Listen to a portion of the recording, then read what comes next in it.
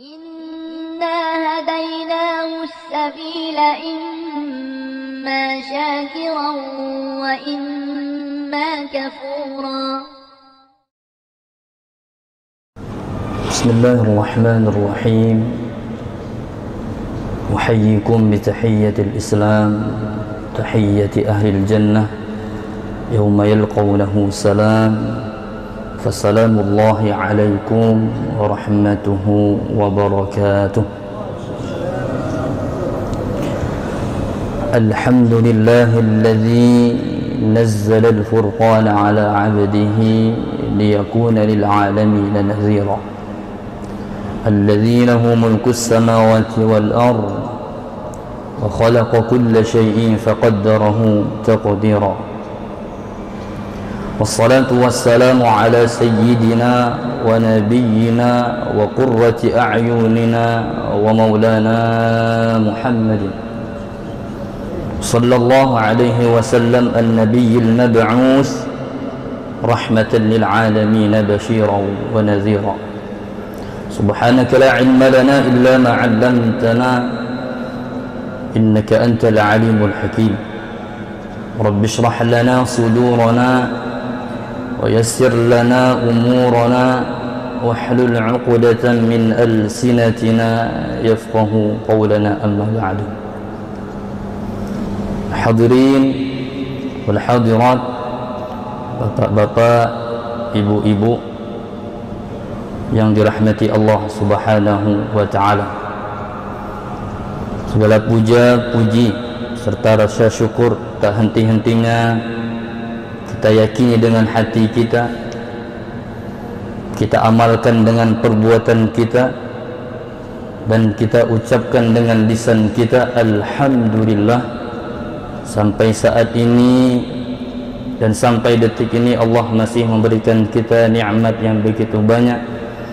Allah Subhanahu wa ta'ala masih memberikan kita karunia yang tak terhingga, sehingga di hari yang mulia, di tempat yang mulia, dan di waktu yang mulia, pada hari ke-16 Ramadan ini Allah Subhanahu wa ta'ala masih memberikan kita nikmat sihat, panjang umur di dalam taat beribadah kepada Allah dan Rasulnya. Mudah-mudahan segala amal ibadah yang kita lakukan di bulan Ramadan ini, mulai dari awal sampai ke hari 16 ini, Allah terima. Amin ya rabbal alamin. Maka hidupnya kita sampai 16 Ramadan ini wajib kita syukuri. Allah masih memberikan kita nikmat umur yang harus kita gunakan untuk beribadah kepadanya. Karena hidup di bulan Ramadan ini bukan kemauan kita, tapi ini pilihan dari Allah Subhanahu wa ta'ala. Kita enggak bisa takhir, tidak bisa memilih mau hidup atau tidak, mau beribadah atau tidak, ini kita tidak bisa pilih. Tapi Allah lah yang memilih kita. Allah memaksa kita untuk terus beribadah. Sebab apa? Allah masih sayang kepada kita. Allah mau agar kita tuh semakin banyak beribadah, agar mendapatkan rahmat Allah dan mendapatkan ampunan dosa Allah. Mungkin bisa dikatakan kita ini lebih baik ketimbang keluarga-keluarga kita, sanak kerabat kita, teman-teman kita yang mungkin sudah meninggal duluan.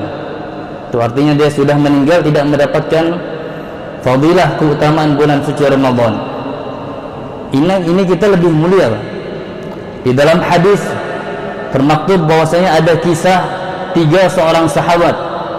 2 sahabat ini mati syahid dan satunya hidup sampai setahun berikutnya.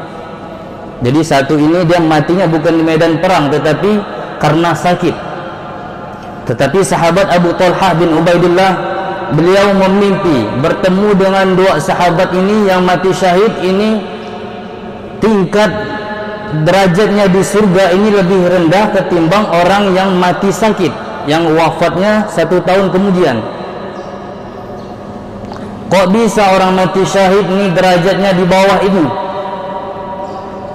Akhirnya tanya kepada Rasul, ya Rasul, Aku bermimpi ada 3 seorang sahabat, 2 mati syahid dan 1 mati karena sakit, dan dia matinya 1 tahun selepasnya. Kok bisa orang mati karena sakit ini bisa tinggi derajatnya di surga ketimbang mereka yang mati syahid? Maka Nabi bertanya, alaysa qad makasa hadza ba'dahu sana?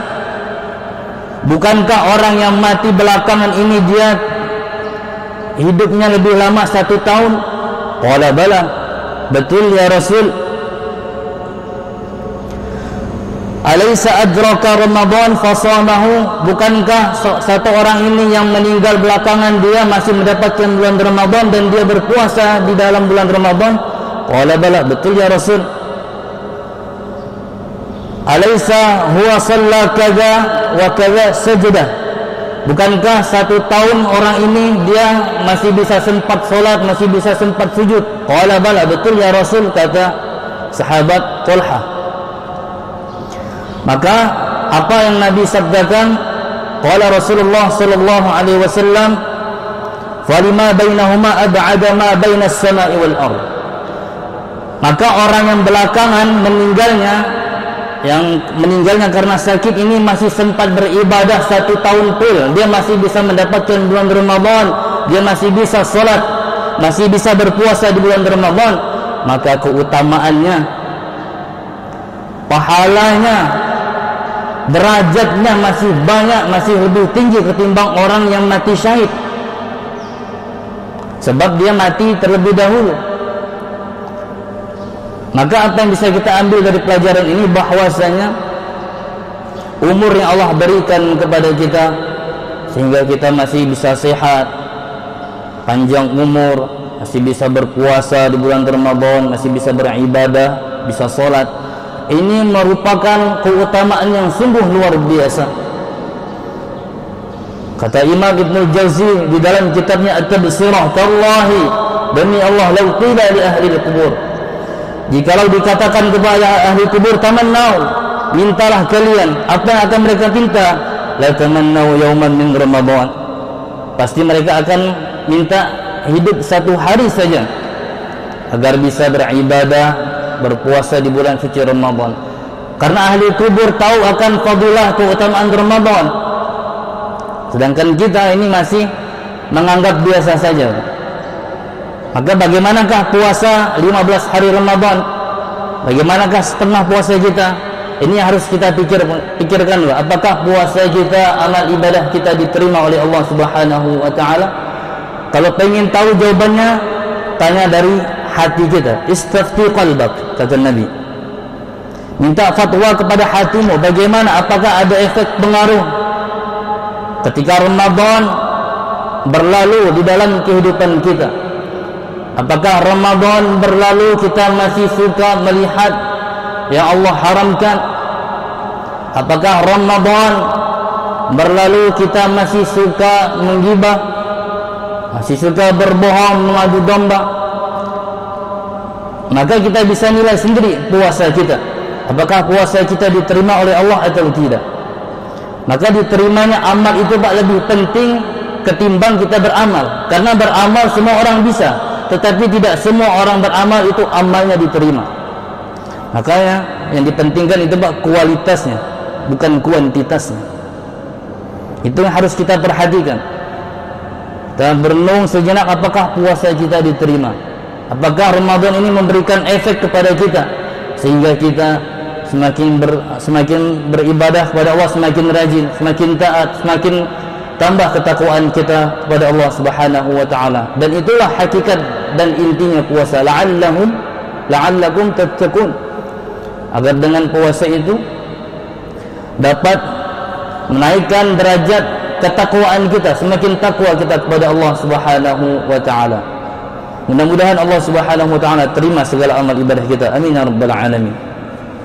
Hadirin wal hadirat yang dirahmati Allah Subhanahu wa taala, pada kesempatan yang mulia ini saya akan menyampaikan sedikit tentang tema bagaimana mengenal, memahami dan mengamalkan Al-Quran. Hadirin yang dirahmati Allah Subhanahu wa taala, Allah Subhanahu wa taala menurunkan kitab suci Al-Qur'an di bulan suci Ramadan. Allah Subhanahu wa taala berfirman di ayat ke-185. Allah berfirman, "Syahrul Ramadan alladzi unzila fihi al-Qur'an hudan lin-nas." Bulan Ramadan di mana Allah Subhanahu wa taala turunkan kepada kita Al-Qur'an. Di dalam ayat ini tidak Allah jelaskan kapan Al-Qur'an itu diturunkan. Maka dijelaskan di dalam surat Al-Qadr, "Inna anzalnahu fi lailatul qadri." Sesungguhnya kami anzalnahu, menurunkanhu akan Al-Qur'an, fi lailatul qadri. Kami menurunkan Al-Quran pada malam Lailatul Qadar. Lalu bagaimana kita masyarakat Indonesia biasanya memperingati ada namanya malam nuzulul Quran? Tepat nanti malam ini Pak, di sini nanti ada. Mungkin bapak-bapak atau ibu-ibu yang kalau ada waktu luang bisa hadir untuk mendengarkan tausiah tentang memperingati malam nuzulul Quran. Allah Subhanahu wa taala berfirman di ayat surat Al-Qadar, sesungguhnya kami menurunkan Al-Quran di malam Lailatul Qadar. Lalu apa hubungannya dengan malam nuzulul Quran di malam ke-17? Malam ke-17 bukan malam Lailatul Qadar. Karena malam Lailatul Qadar itu di dalam hadis Nabi akan ditemukan di 10 malam terakhir. Dirinci lagi, cari malam-malam yang ganjil. Lalu bagaimana? Apakah Al-Quran itu turun di malam ke-17 yang biasanya lazim kita peringati dengan malam nuzulul Quran? Maka Imam Ibnu Katsir di dalam kitabnya, beliau menukilkan dari sahabat Ibnu Abbas, beliau menggabungkan dua dalil bahwasanya Al-Quran itu turun ada 3 fase. Al-Quran itu sampai kepada Nabi Muhammad ada 3 fase. Fase yang pertama, Allah Subhanahu wa taala turunkan Al-Quran ke Lauhul Mahfuz. Di dalam surat Al-Buruj, "Bal huwa Qur'anun Majid fi Lauhin Mahfuz." Allah Subhanahu wa taala menurunkan Al-Quran yang pertama kali, fase pertama diturunkan ke Lauhul Mahfuz.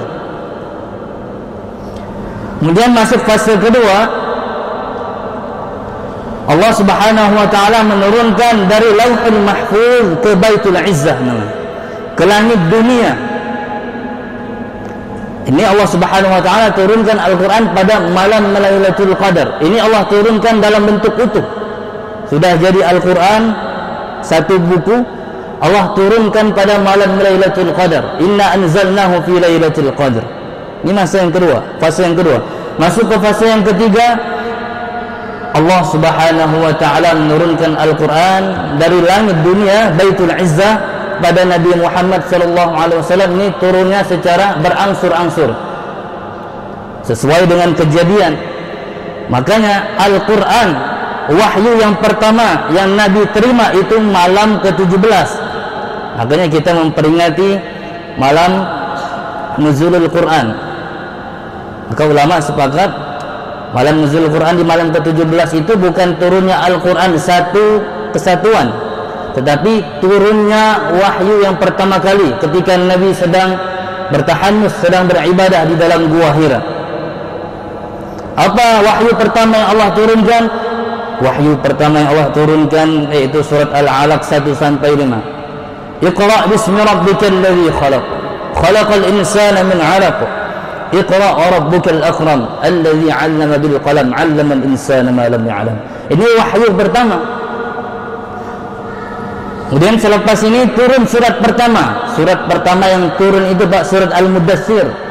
Ya ayyuhal muddatsir qum fa'anzir wa rabbaka fakabbir wa thiyabaka fatahhir. Maka kalau ada yang tanya wahyu apa yang pertama kali, surat Al-Alaq. Tetapi surat yang pertama kali turun yaitu surat Al-Muddatsir.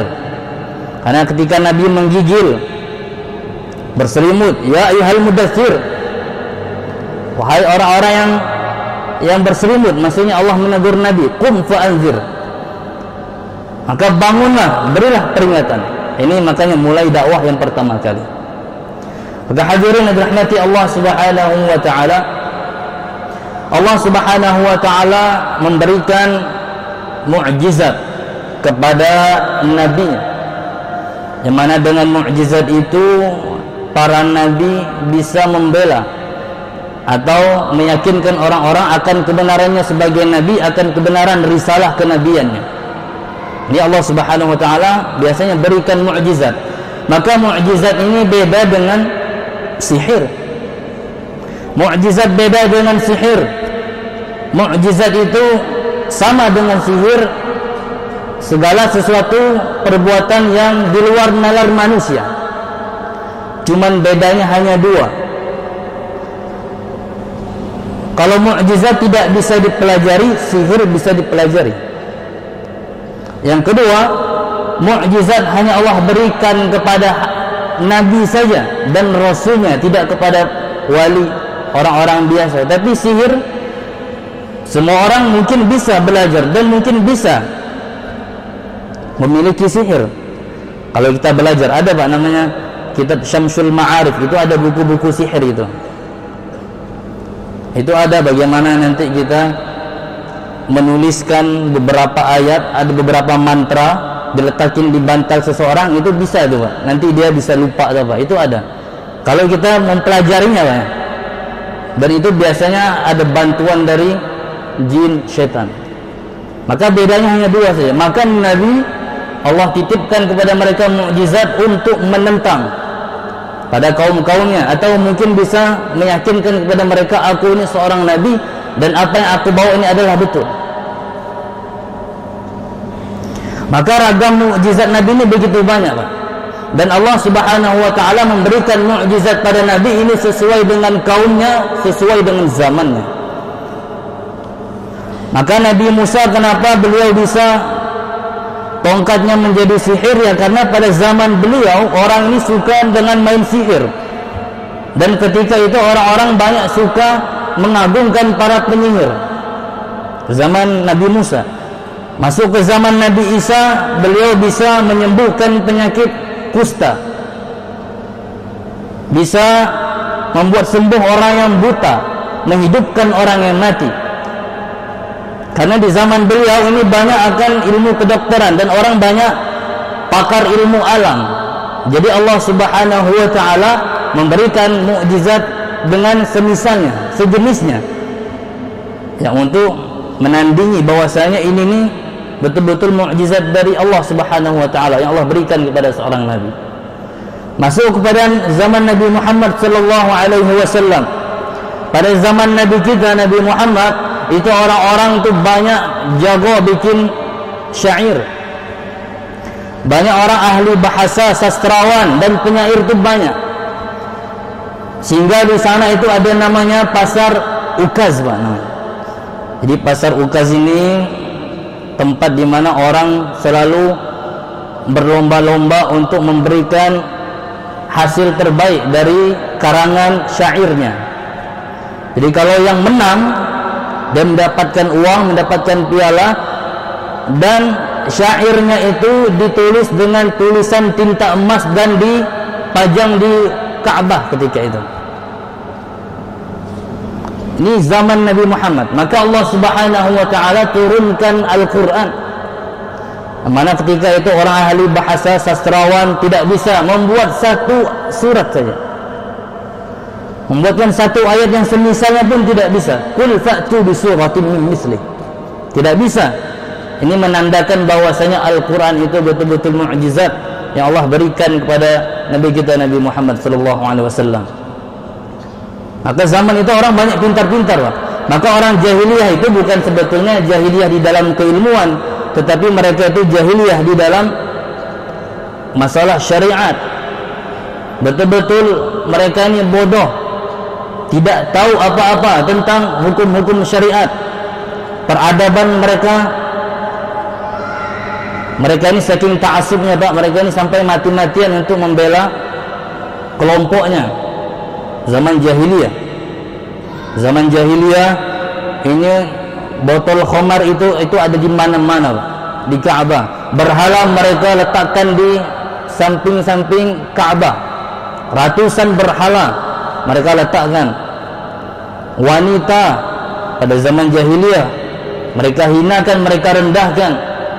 Sampai ketika wanita haid itu mereka asingkan. Kalau ada wanita haid menyentuh makanan, kalau kita menyentuh itu ditakutkan najis, Pak. Tapi ketika Islam datang, Allah hapuskan semua itu, Allah angkat derajat wanita. Segi kebiasaan juga mereka biasa menguburkan anak bayi perempuan mereka. Ini sungguh sangat jahiliyah, Pak, pada zaman itu. Maka Allah Subhanahu wa taala menurunkan Al-Qur'an, yang mana di dalam Al-Qur'an ini begitu indah bahasanya, begitu enak didengarkan.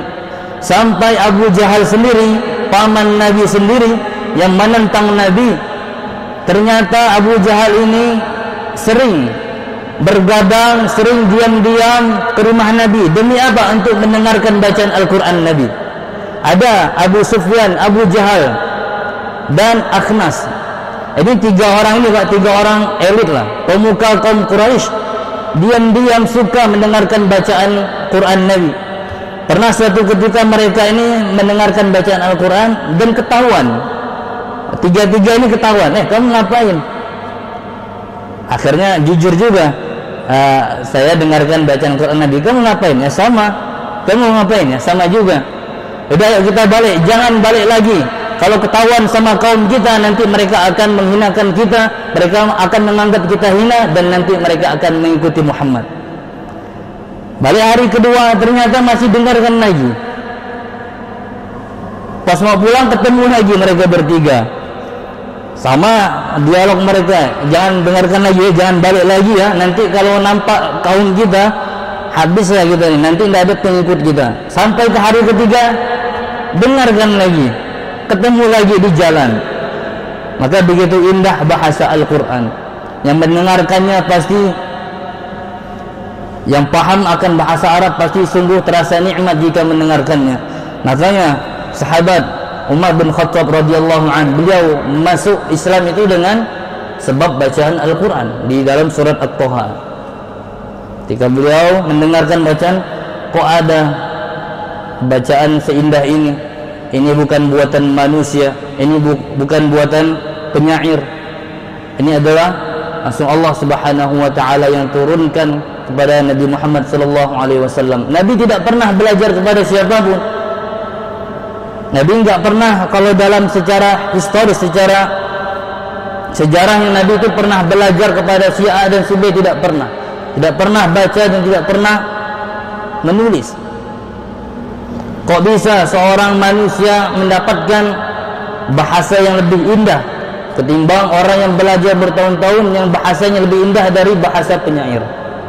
Maka hadirin rahmati Allah Subhanahu wa taala, maka mukjizat Al-Quran ini akan tetap abadi, kekal selama-lamanya. Biasanya mukjizat Nabi ini hanya Allah berikan kepada sampai wafatnya Nabi. Jika Nabi itu wafat, hilang mukjizat, berganti dengan mukjizat yang lain. Tetapi tidak dengan Al-Quran. Allah jaga mukjizatnya, Allah jaga keutuhannya. Inna nahnu nazzalna dzikra wa inna lahu lahafizun. Sesungguhnya kamilah menurunkan Al-Quran, dan kami jugalah yang menjaga Al-Quran tersebut. Tidak dirubah, tidak ada campur tangan manusia. Allah jaga Al-Quran dengan sebab perantara para hafiz Al-Quran, para ulama kita yang mengajarkan Al-Quran dari dulu sampai zaman sekarang. Ini yang kita baca ini, Pak, ini tetap murni, tidak ada perubahan, tidak ada campur tangan manusia. Kalau kita melihat kitab yang lain, kitab Injil, kitab Taurat, ini sudah tidak bisa dijamin akan keasliannya. Maka hadirin yang dirahmati Allah Subhanahu wa taala, maka dengan turunnya Al-Quran pada bulan Ramadan ini, maka di antara salah satu hikmahnya kenapa Allah Subhanahu wa taala habis menjelaskan tentang ayat puasa, kemudian Allah menjelaskan di ayat ke-185-nya tentang Allah menurunkan Al-Quran di bulan Ramadan.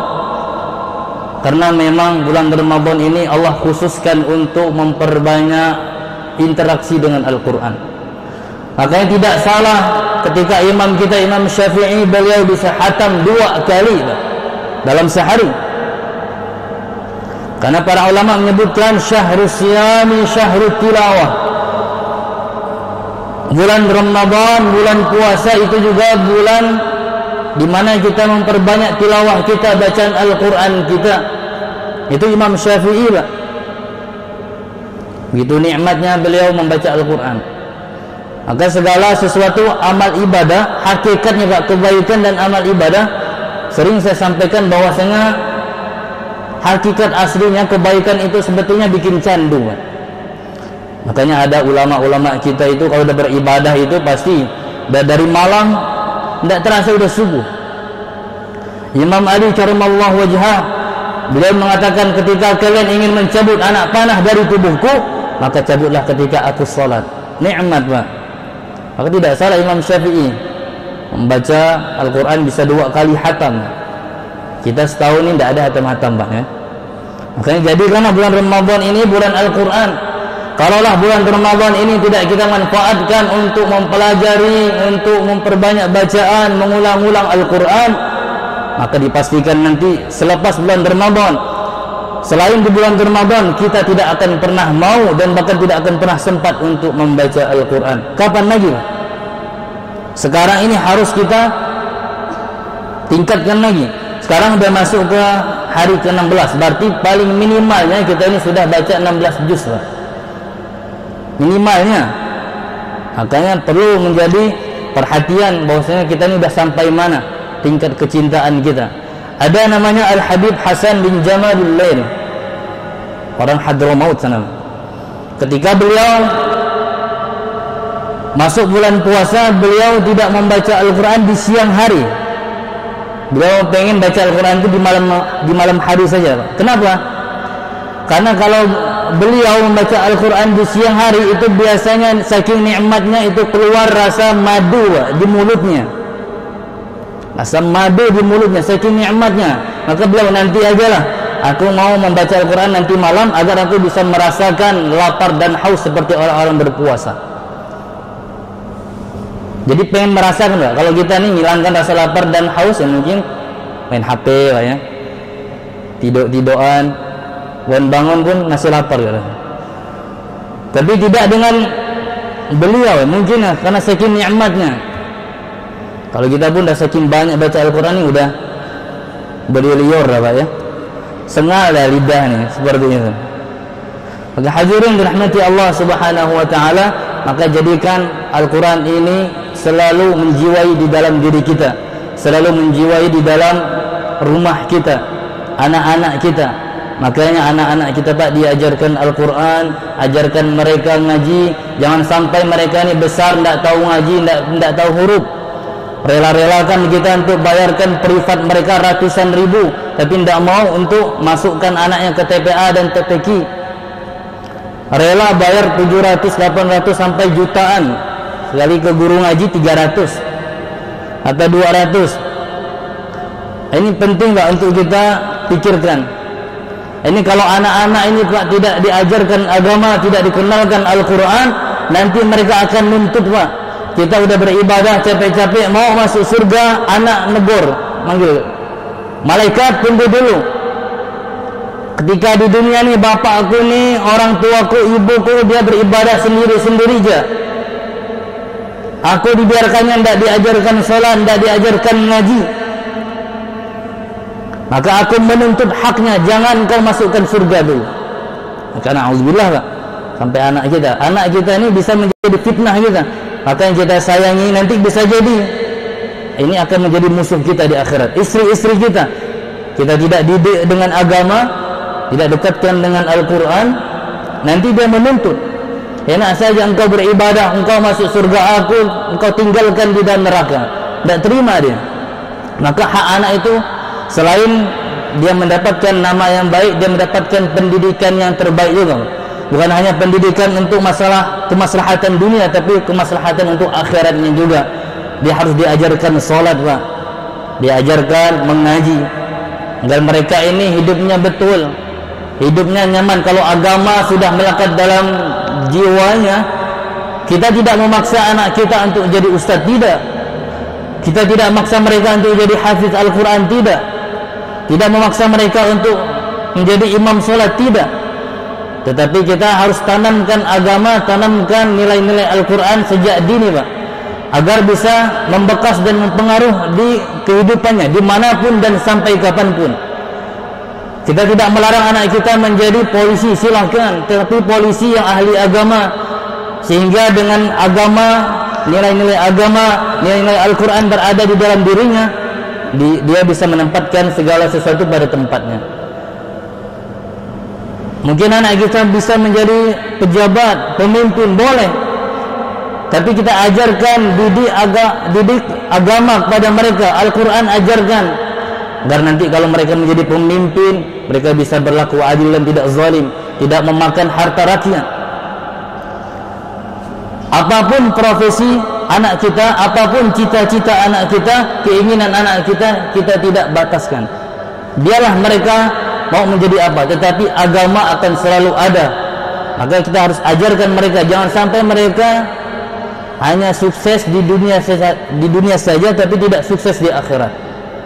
Maka hadirin rahmati Allah Subhanahu wa taala, maka jadikanlah bulan Ramadan ini momentum kita untuk memperbanyak bacaan Al-Quran kita, memperbanyak tadarus kita bersama istri kita, bersama anak-anak kita, ajarkan mereka. Kata Nabi, khairukum man ta'allama Al-Quran wa 'allamahu. Sebaik-baiknya kalian adalah orang yang mau belajar dan mengamalkan dan mengajarkan Al-Quran. Jadi segala sesuatu melekat dengan Al-Quran pasti mulia. Ramadan Allah turunkan Al-Quran, jadilah Ramadan sebaik-baiknya bulan. Nabi Muhammad SAW diturunkan kepadanya Al-Quran, jadilah Nabi Sayyidul Mursalin wal Anbiya, sebaik-baiknya Nabi, sebaik-baiknya Rasul. Kita selaku umatnya diturunkan Al-Quran, Allah jadikan kita kuntum khairu ummah, sebaik-baiknya umat.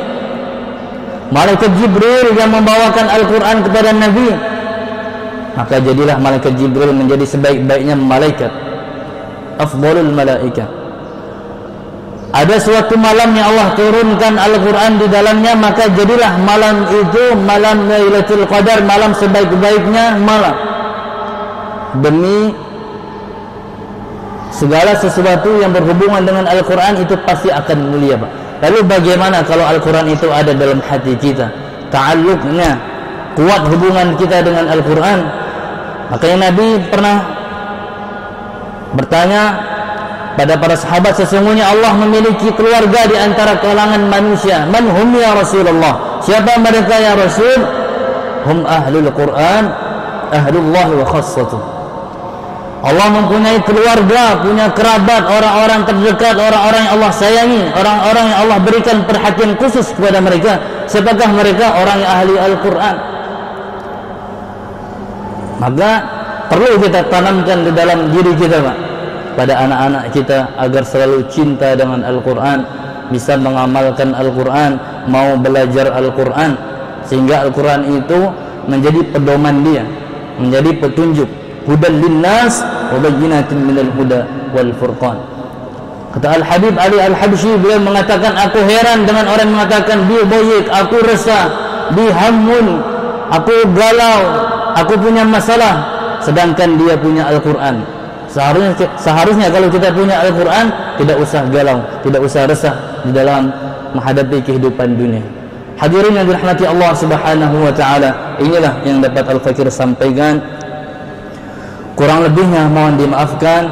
Yang betul, yang benar datangnya dari Allah Subhanahu wa taala, yang salah khilaf ini datang dari diri pribadi, mohon dimaafkan. Wal 'afu minkum, hadanallahu wa iyyakum ajma'in. Wallahu muwaffiq ila aqwamit thariq. Kullu 'amin wa antum bi khairin. Wassalamu alaikum warahmatullahi wabarakatuh. فبأي آلاء ربكما تكذبان